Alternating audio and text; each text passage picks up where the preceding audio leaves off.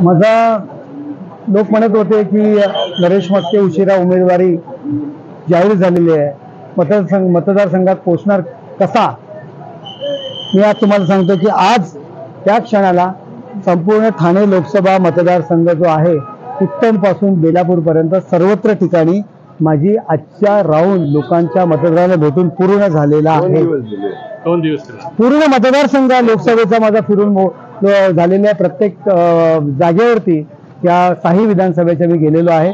त्याच्या मागचं कारण म्हणजे आमच्या मागे असलेल्या कार्यकर्त्यांचं मोह। आमचे पदाधिकारी आणि कार्यकर्ते रात्रंदिवस लोकांसाठी काम करत असतात। महायुतीचे सर्व पदाधिकारी कार्यकर्ते 24/7 काम करत असतात, त्यामुळे त्यांच्या मार्फत मला लोकांकडे जायचं आणि आमचे कार्यकर्ते ऍक्टिव्ह असल्यामुळे मी सगळ्यांपर्यंत पोहोचलेलो आहे। आणि आपण पाहताय जागोजागी कशा पद्धतीने स्वागत होते, लोकांमध्ये प्रचंड उत्साह आहे। हा उत्साह नरेंद्र मोदीजींना पुन्हा तिसऱ्यांदा पंतप्रधान करण्याचा आणि त्याकरता नरेश म्हस्के यांना निवडून आणण्याचा। या मतदारसंघामध्ये खासदार कसा असतो, खासदार कसा दिसतो, हा फक्त 5 वर्षांनी नाही दिसला पाहिजे, तर 5 वर्ष कायम दिसला पाहिजे, अशा पद्धतीने काम करेल।